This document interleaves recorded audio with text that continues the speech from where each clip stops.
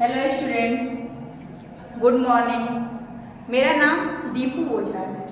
आज हम सर्वनाम के बारे में जानेंगे। सर्वनाम क्या होता है, इसकी परिभाषा क्या होती है, इसके कितने भेद होते हैं। तो पहले आप आए और देखिए सर्वनाम क्या है। सर्वनाम शब्द दो शब्दों के सार्थक मेल से बना है। सर्व मतलब सबका और नाम अर्थात सबका नाम। तो संज्ञा के स्थान पर जिस शब्द का प्रयोग किया जाता है उसे हम सर्वनाम कहते हैं। संज्ञा हमारा क्या है? संज्ञा में नाम आता है, सिप्रा, राम, ठीक है। तो जैसे में देखिए, जैसे जैसे सिप्रा, सिप्रा माता पिता, सिप्रा माता पिता के साथ स्टेशन पर आई।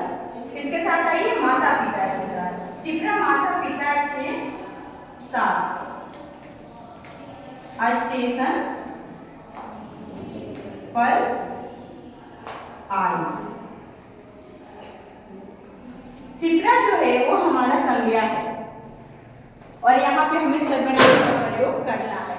तो सर्वनाम जो है वो वह, तुम, ये होगा। तो नाम को अगर हम बार बार रिपीट करते हैं तो वो चीजें सही नहीं लगती। तो यहाँ पे हम क्या लिखेंगे? वह माता पिता के साथ स्टेशन पर आई।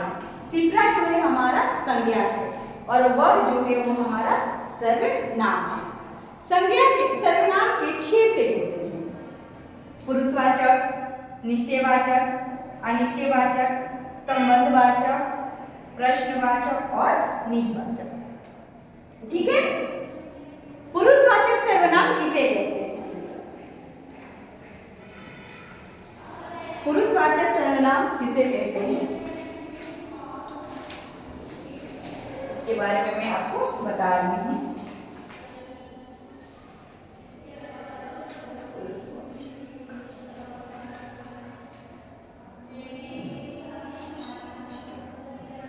पहला हमारा क्या है? पुरुषवाचक सर्वनाम।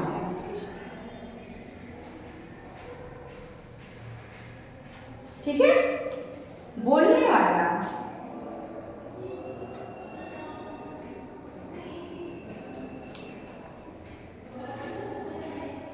बोलने वाला अपने लिए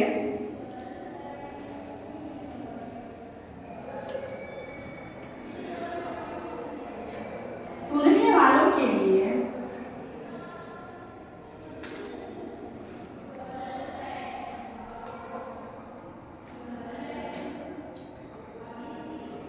बोलने वाला अपने लिए, सुनने वालों के लिए तथा किसी व्यक्ति के लिए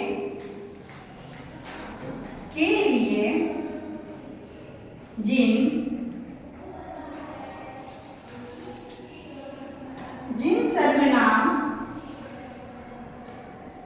सर्वनाम शब्दों का प्रयोग किया जाता है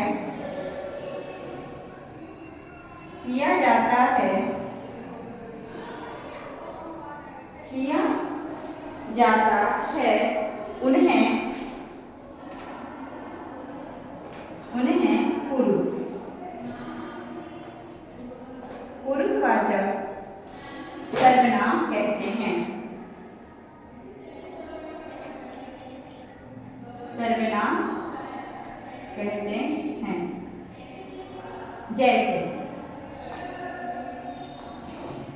जैसे में हमारा आएगा मेरा,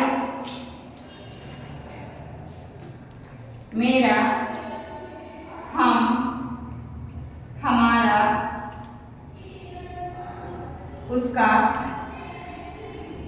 मुझे, आदि।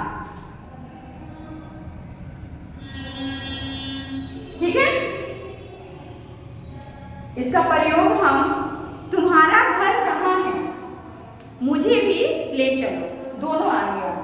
तुम्हारा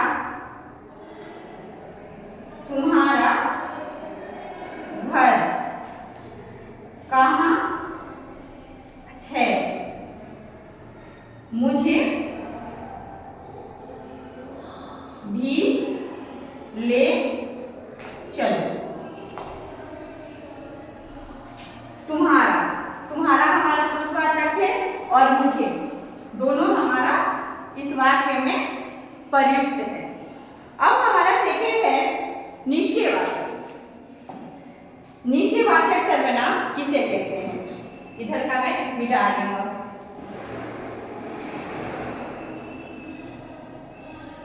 सेकंड है निश्चयवाचक सर्वनाम किसे कहते हैं?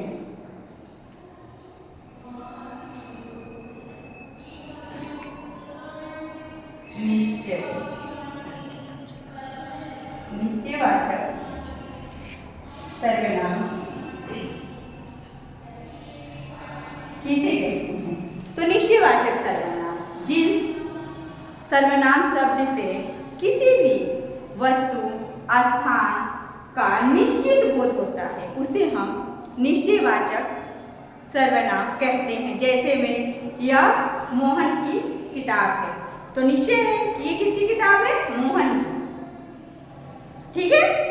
अब है हमारे पास अनिश्चयवाचक सर्वनाम जिन सर्वनाम शब्द से अनिश्चय यानी किसी भी व्यक्ति वस्तु या स्थान का अनिश्चय यानी उसका कोई बोध नहीं है उसे हम अनिश्चयवाचक सर्वनाम कहते हैं।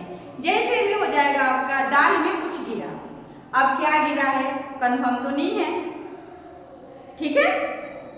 अब है हमारे पास संबंधवाचक सर्वनाम वाक्य में प्रयुक्त किए गए दूसरी संज्ञा या सर्वनाम के साथ संबंध प्रकट करने के लिए जिन सर्वनाम शब्दों का हम प्रयोग करते हैं उसे हम संबंधवाचक सर्वनाम कहते हैं।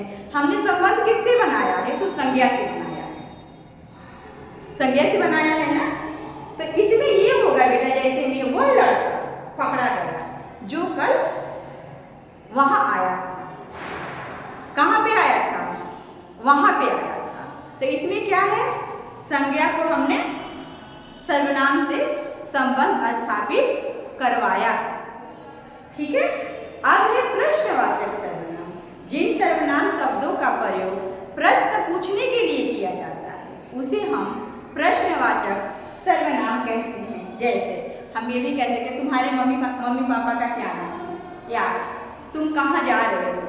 हमने क्वेश्चन कर रखा है ना, तुम क्या पढ़ रहे हो। यह हमारा हो जाएगा प्रश्नवाचक सर्वनाम। अब है निजवाचक सर्वनाम। निज मतलब होता है बेटा अपना, स्वयं। तो जिन सर्वनाम शब्दों का प्रयोग स्वयं के लिए यानी अपने के लिए किया जाता है उसे हम निजवाचक सर्वनाम कहते हैं। जैसे मैं अपना कार्य स्वयं करूँगा यानी खुद करूँगा, किसी पे हम डिपेंड नहीं है कि हमारा जो कार्य है वो दूसरा कोई करेगा। कौन करेगा?